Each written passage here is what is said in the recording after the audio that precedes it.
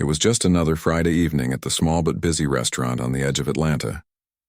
The smell of grilled steak and fresh bread filled the air. Waiters moved quickly between tables, carrying plates and smiling politely even when they were tired.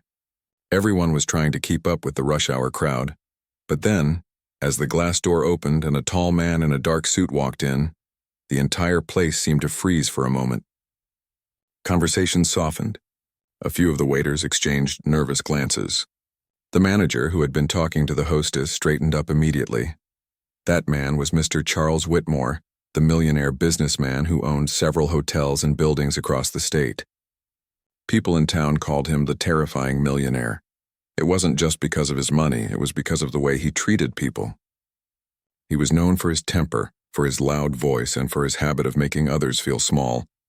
He walked in like he owned the place. His shiny shoes clicked against the wooden floor. Behind him were two of his business partners and a woman who looked like his assistant, carrying a tablet and whispering notes to him. Everyone knew this dinner was going to be a long night. At one of the tables near the window, Marissa, a young waitress in her late 20s, noticed him too. She took a quiet breath and kept moving, pretending not to care. But deep down, she already felt the tension rise in her chest. Everyone on staff knew that when Mr. Whitmore came in, it was like a storm arriving. Marissa had been working at the restaurant for almost 3 years. She was known for being calm, polite, and good at her job. Her coworkers liked her because she never complained, even when customers were rude. She worked double shifts sometimes to support her mother and her younger brother, who was still in school. Life wasn't easy, but she faced it with quiet strength. The manager, a middle-aged man named Mr. Graham, came over to her and spoke in a low voice. "Marissa, he asked for you," he said nervously. Marissa frowned. Me? Why? "He said he remembers you from last time," the manager whispered. "Please, just try to keep him happy tonight." Marissa felt her stomach twist. She remembered that night. Mr. Whitmore had been impatient, rude, and dismissive. He had sent back his food 3 times and left a tiny tip, even though she had done everything right. She didn't want to serve him again, but she also didn't want to lose her job, so she nodded quietly and went to prepare his table. As she walked toward him, Mr. Whitmore was already complaining to his assistant about something on his phone. He didn't even look up when she greeted him. "Good evening, sir. Welcome back," she said with a polite smile. He waved his hand without looking. "Water. Cold. No lemon," he said. "Yes, sir." She went to get his drink, feeling the familiar sting of disrespect, but she stayed calm.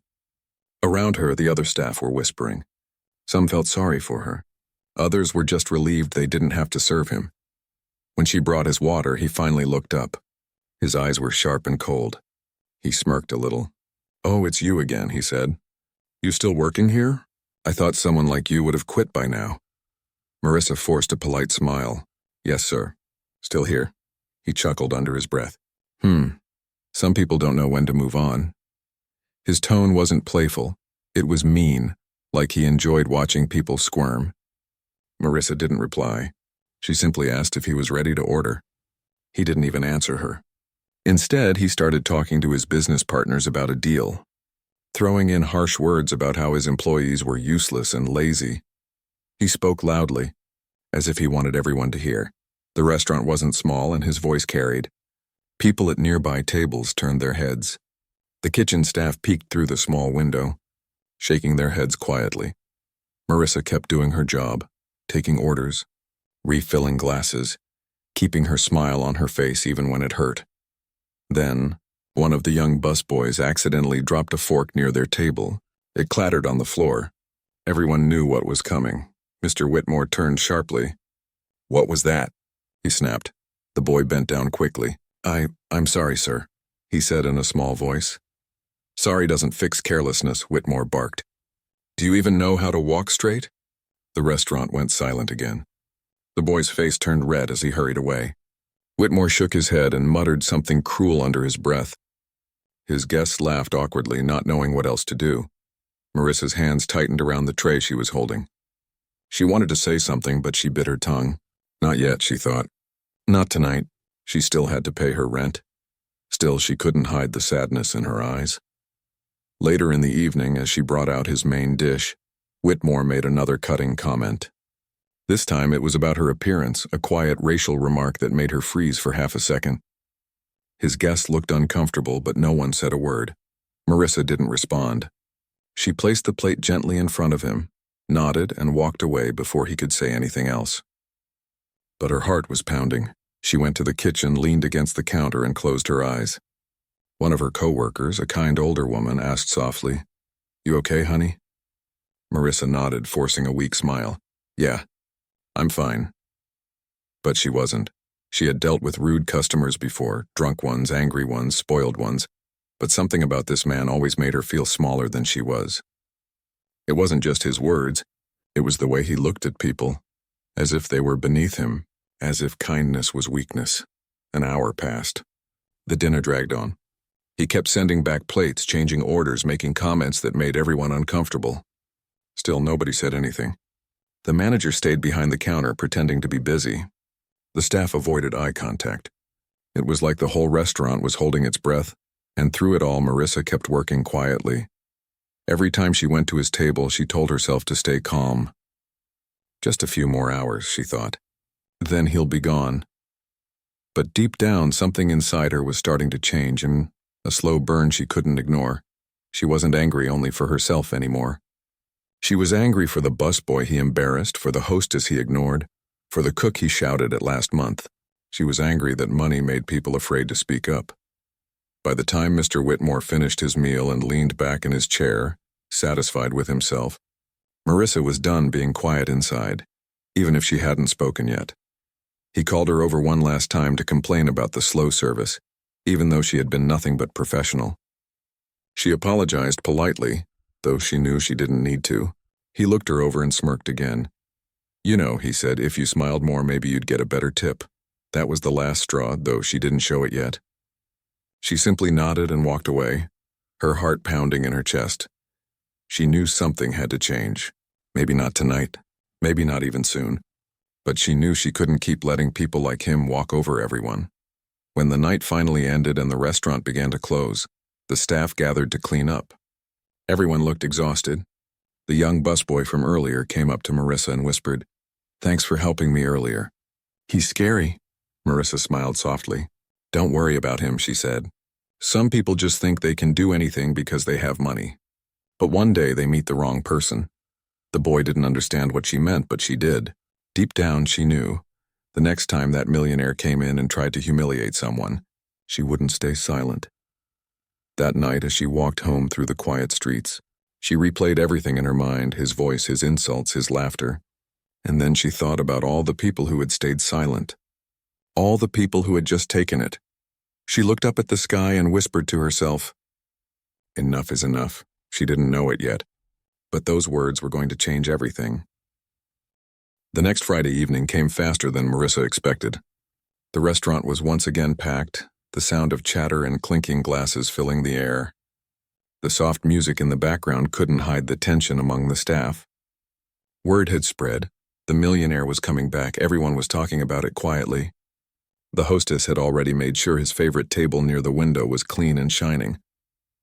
The manager double-checked the cutlery twice. Even the chef seemed nervous, wiping his hands over and over on his apron. Marissa felt the same nervousness she had felt the last time, but something inside her was different now. She wasn't scared anymore, not like before.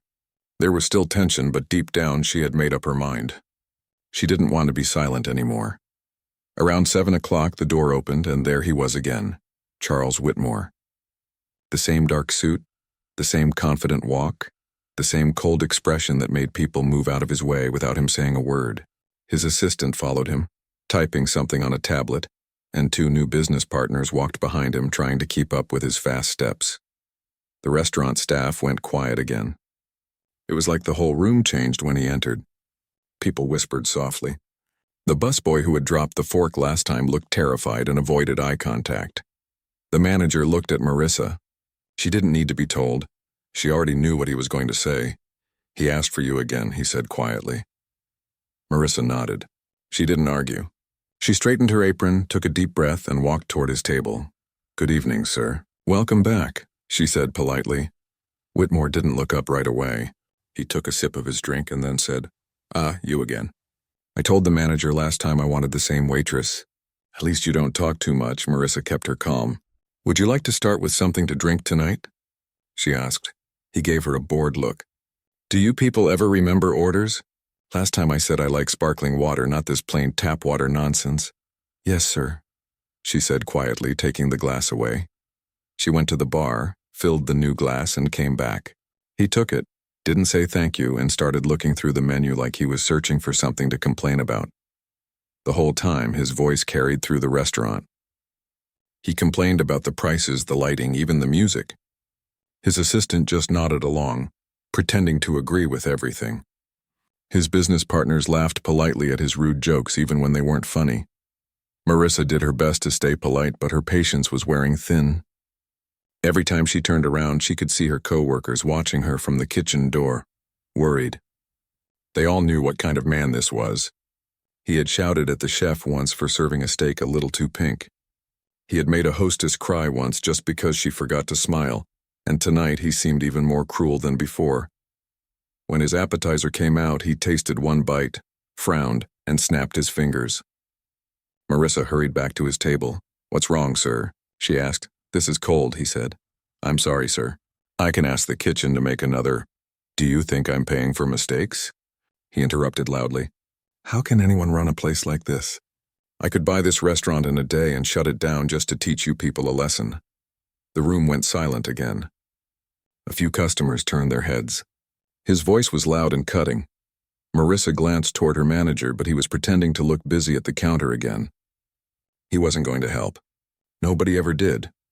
She quietly took the plate back to the kitchen, but this time her hands were shaking, not with fear, but with anger. The chef looked up when she came in. What did he say now? She sighed. The usual. The chef muttered something under his breath and took the plate from her. Don't worry, I'll fix it. Marissa leaned against the counter for a second, breathing slowly. The sound of the sizzling pan filled the silence around her. She could feel her heart beating faster. Why was everyone so afraid of one man? Why did one person get to treat everyone like they were worthless just because he had money? When the new dish was ready, she picked it up and brought it out again. He didn't even say thank you. He took a bite, nodded slightly, and then continued talking to his business partners about his newest investment, something about buying land and firing workers who didn't keep up. His words made Marissa's stomach twist. He spoke about people's lives like they were just numbers. As the dinner went on, things only got worse. One of the young waiters accidentally placed a wrong drink on the table next to them, and Whitmore snapped at him too, even though it wasn't his table. He called him clumsy and said he should learn how to serve before wearing an apron. The young waiter's face turned pale. He apologized quickly and ran back to the counter. Marissa clenched her jaw. Her eyes followed the young waiter as he wiped a tear with his sleeve. It reminded her of herself a few years ago, working hard, doing her best, and still being treated like she didn't matter. When she turned back, Whitmore was watching her with a smirk. You look upset, he said. What's wrong? Can't handle a little criticism? Marissa forced a polite smile. Not at all, sir. Just doing my job, he chuckled. You people always say that. That sentence, you people, hit her like a slap. She knew what he meant.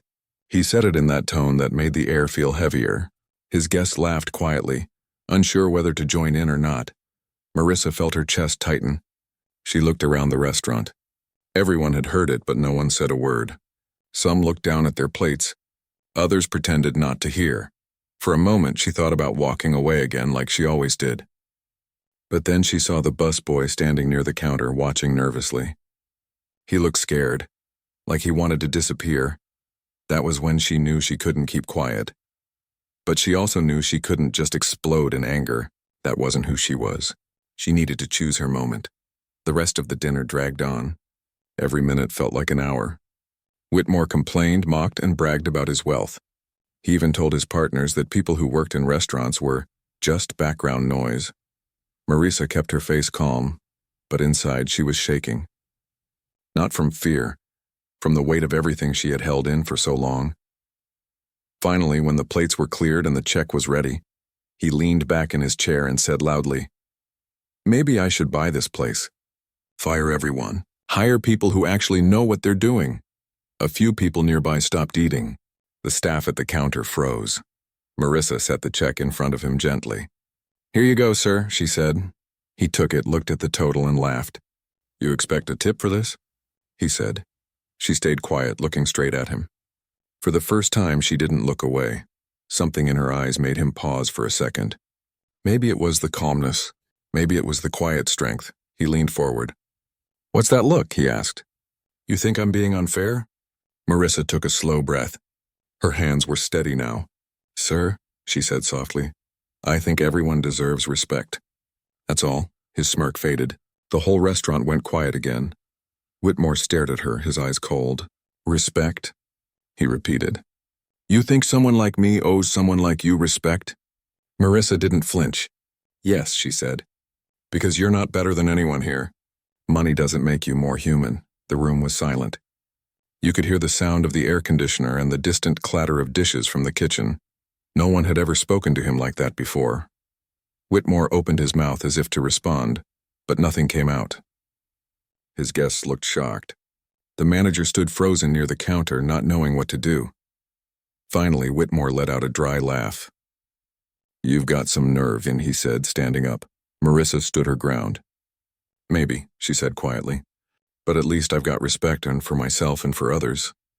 He stared at her for a long moment, then threw a few bills on the table. Without another word, he turned and walked out of the restaurant. His guests followed silently, avoiding eye contact with anyone. The door closed behind him, and the room stayed quiet for several seconds. Then, slowly, the sound of soft applause started, first from the kitchen, then from a few customers. The young busboy smiled. The manager finally exhaled. Marissa didn't smile right away. She just stood there, breathing deeply, realizing what she had done. It wasn't about shouting or fighting.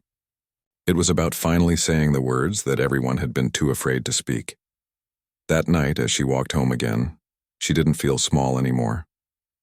For the first time in a long time, she felt proud, not just because she stood up for herself, but because she stood up for everyone who had ever been made to feel small. She didn't know it yet, but what happened that night wasn't going to stay inside that restaurant. Someone had filmed it, and soon the whole world was going to know what happened when one waitress finally said, "Enough." The next morning, the restaurant felt different. The air was lighter, calmer. People were smiling, moving around without fear. For the first time in months, no one was whispering nervously about the millionaire's next visit. Marissa walked in quietly, expecting trouble.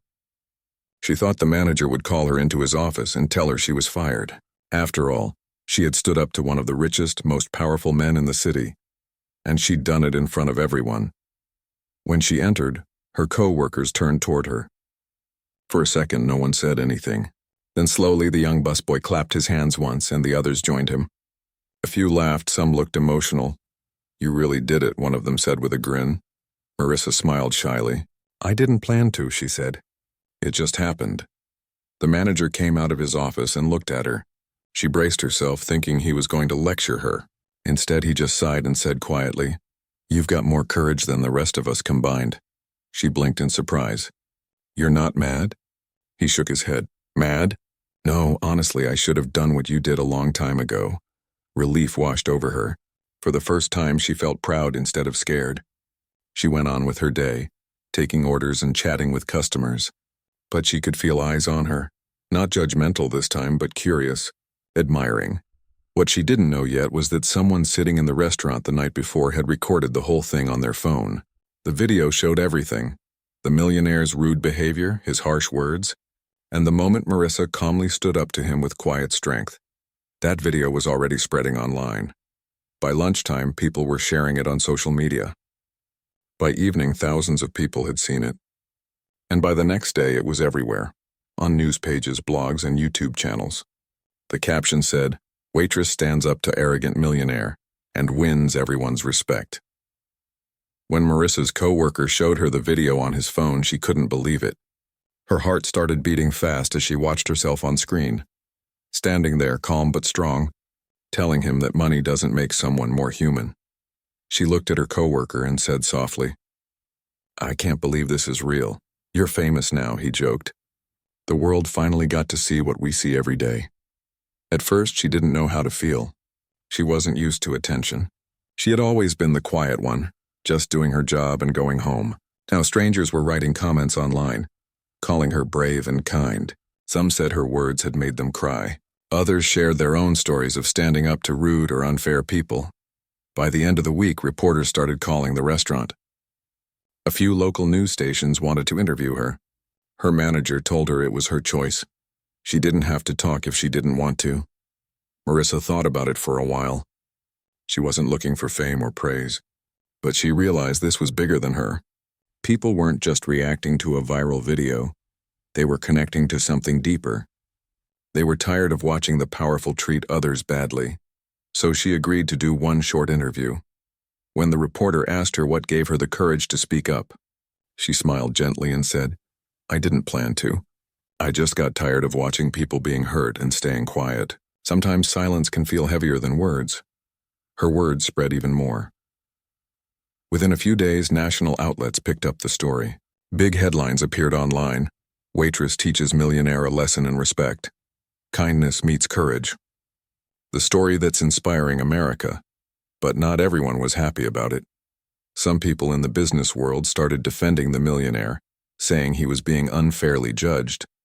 Others said the video didn't show the full story. Marissa tried not to pay attention to the arguments. She didn't want to hate anyone, not even the man who had treated her badly.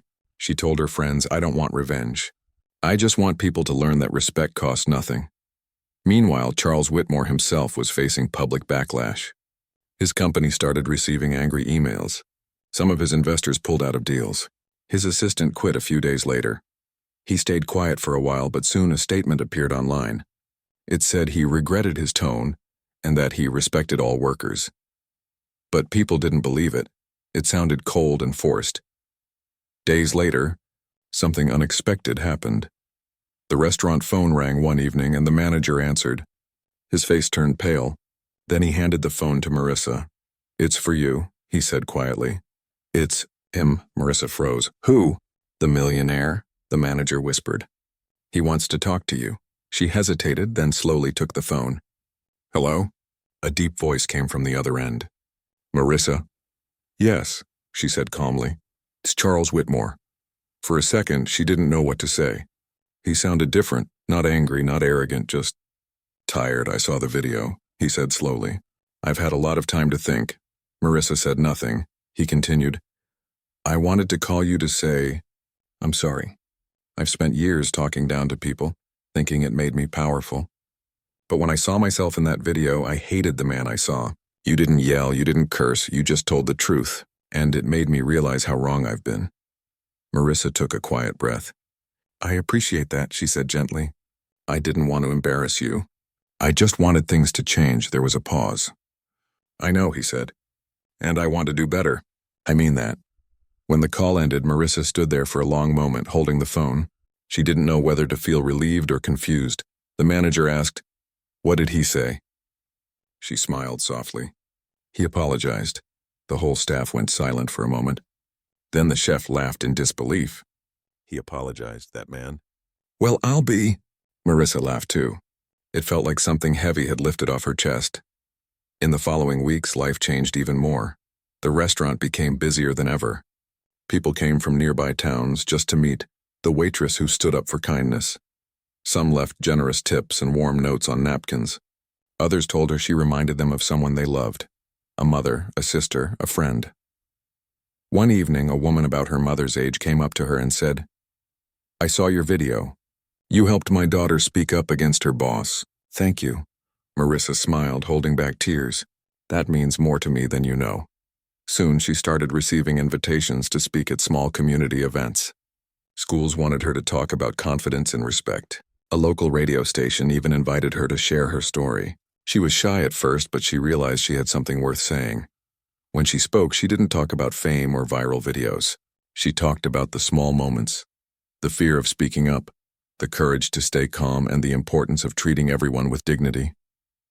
People listened closely, nodding and wiping their eyes.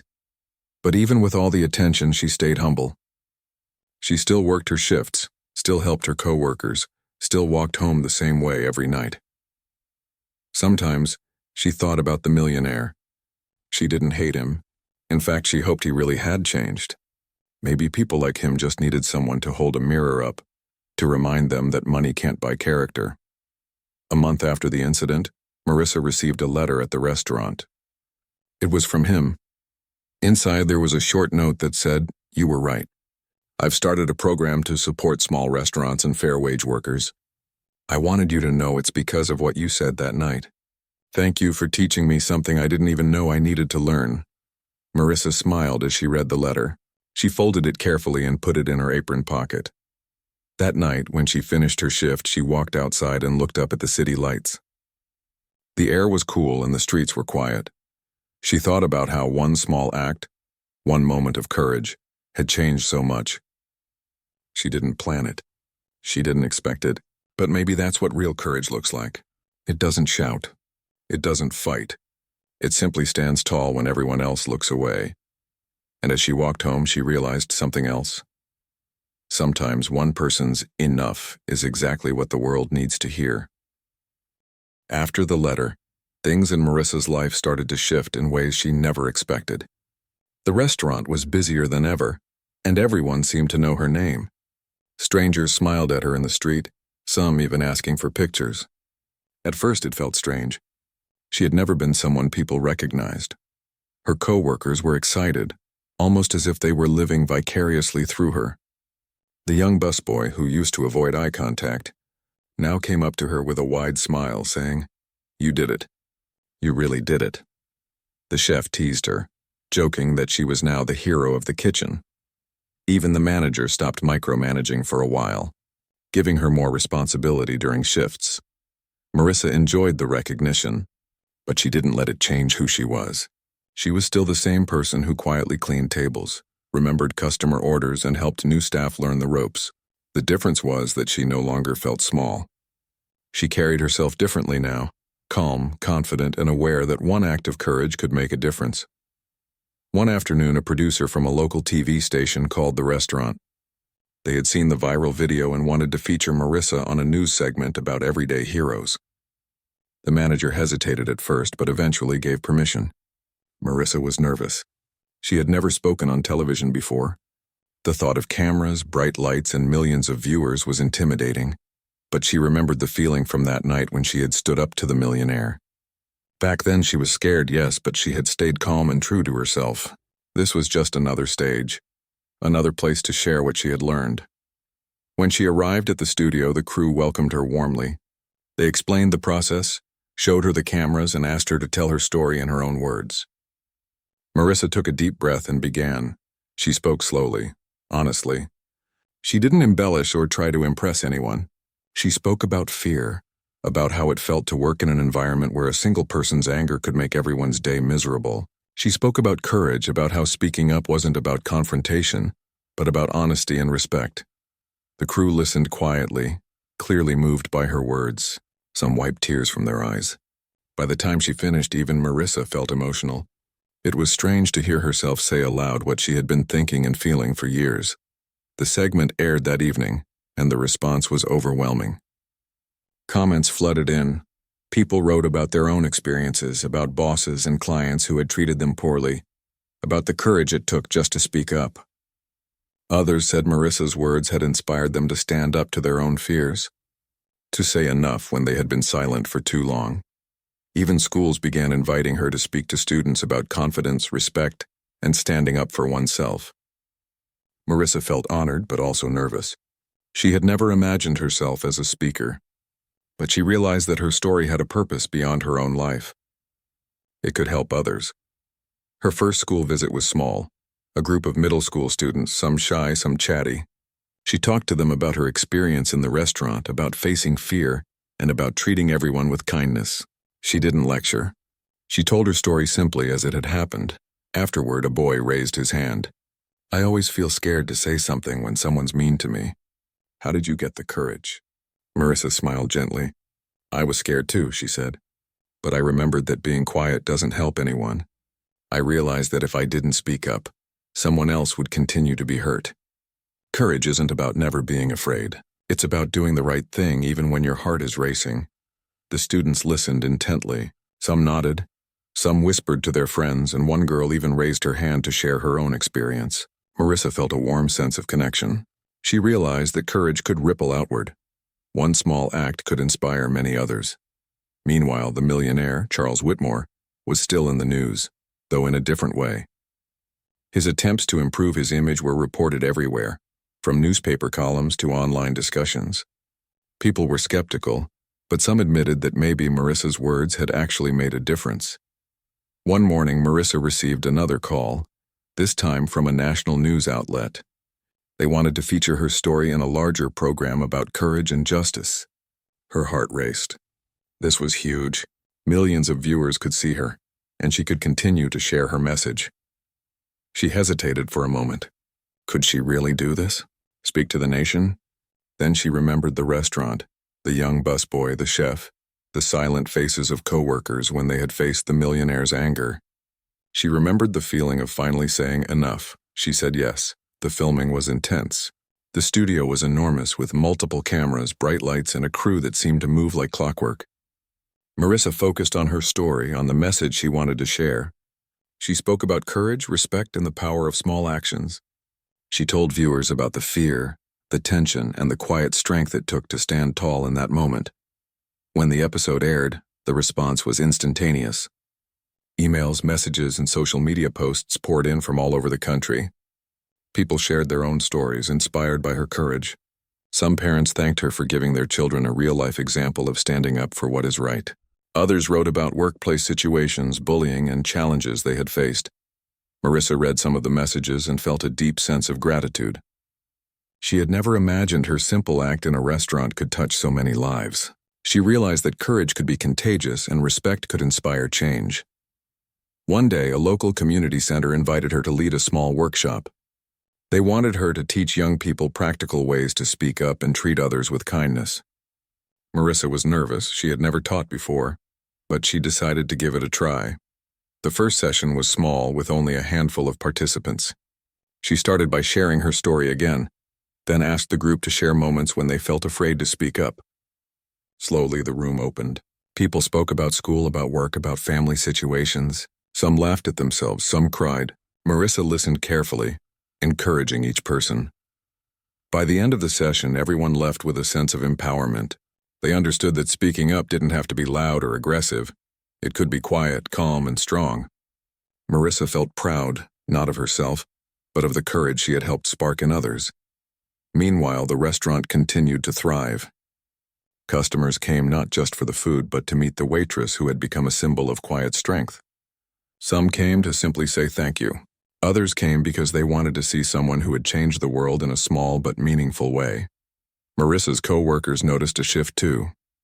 The young busboy now carried himself with more confidence. The chef started trusting the staff more, giving them chances to lead in the kitchen.